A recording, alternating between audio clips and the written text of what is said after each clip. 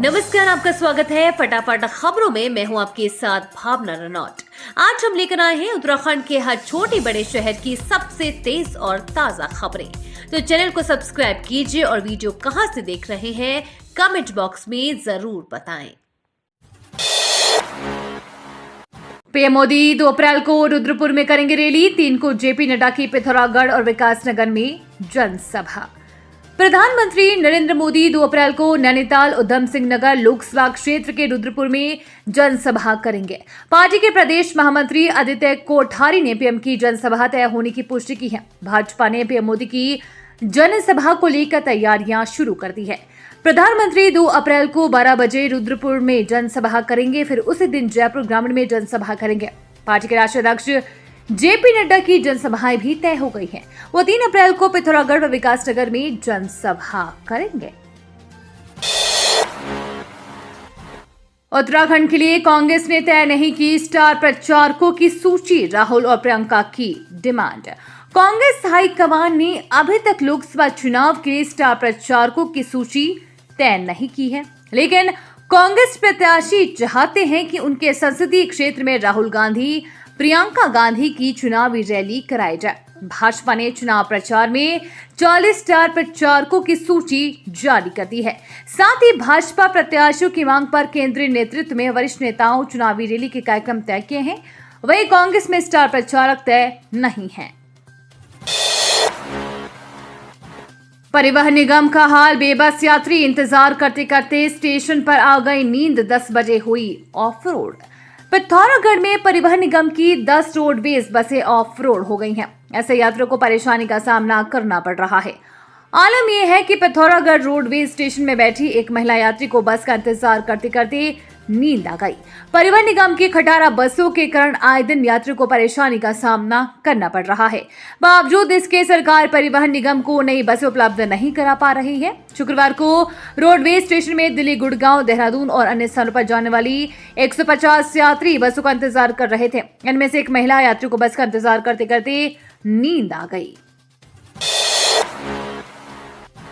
राहत की खबर, उत्तराखंड को केंद्र से 2 महीने के लिए मिली 144 मेगावाट और बिजली। उत्तराखंड में गर्मी के साथ ही बढ़ती जा रही मांग के बीच केंद्र सरकार से एक राहत भरी खबर आई है। केंद्र ने 2 माह के लिए उत्तराखंड को गैर आवंटित कोटे से 12% बिजली देने का फैसला लिया है।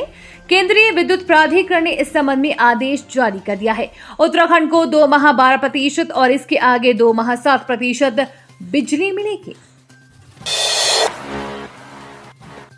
रुद्रपुर पहुंचे सीएम पुष्कर सिंह धामी, पीएम की रैली स्थल का किया निरीक्षण, कार्यकर्ताओं में उत्साह। मुख्यमंत्री पुष्कर सिंह धामी रुद्रपुर के मोदी मैदान पहुंचे हैं। इस दौरान सीएम धामी के साथ विधायक शिव अरोड़ा, जिलाध्यक्ष कमल जिंदल, गुंजन सुखीजा सहित कई कार्यकर्ता मौजूद हैं। इस दौरान भाजपा कार्यकर्ताओं में सीएम धामी मोदी मैदान में प्रधानमंत्री नरेंद्र मोदी की 2 अप्रैल को होने वाली रैली के मद्देनजर निरीक्षण करने पहुंचे हैं। इसके बाद सीएम पार्टी जिला कार्यालय में कार्यकर्ताओं के साथ बैठक करेंगे।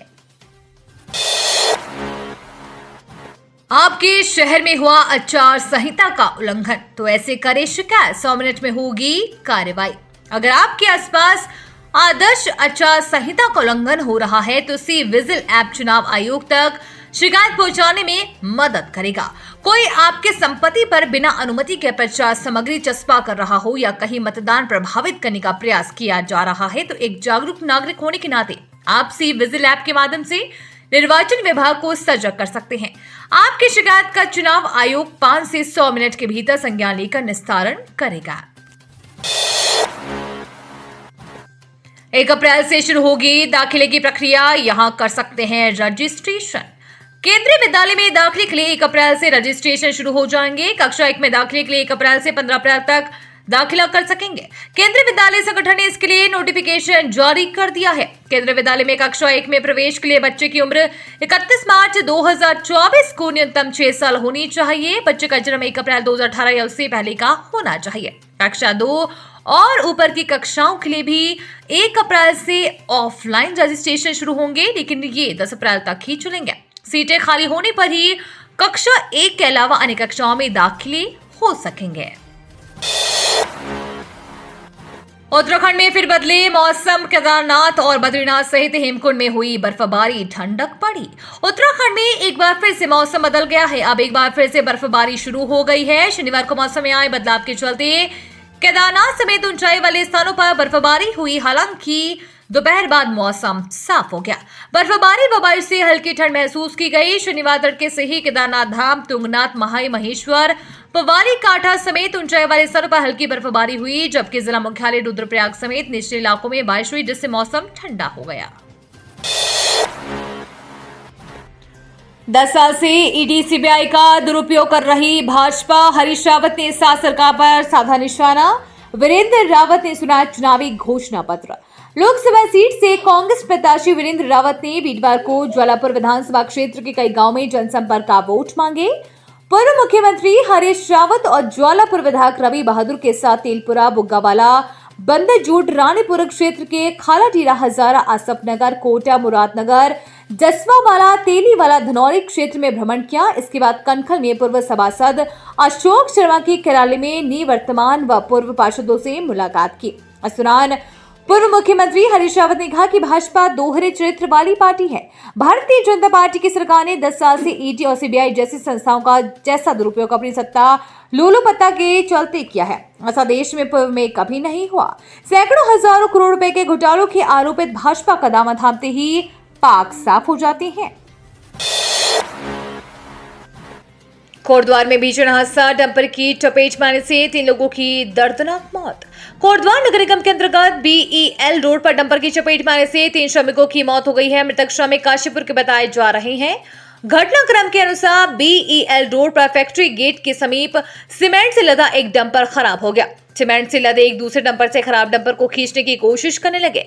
मौके पर दोनों डंपरों के स्वामी काशीपुर निवासी सोहन सिंह व लखविंदर सिंह के साथ ही डंपर चालक अशोक भी मौजूद था। जिस वक्त खराब डंपर को खींचने की कोशिश की जा रही थी, तभी पीछे से आ रही बज्जे से भरे एक डंपर ने खराब डंपर के पीछे टक्कर मार दी, जिससे खराब डंपर के आगे खड़े अशोक, लखविंदर व सोहन की दोनों डंपरों के बीच कुचलने से मौत हो गई।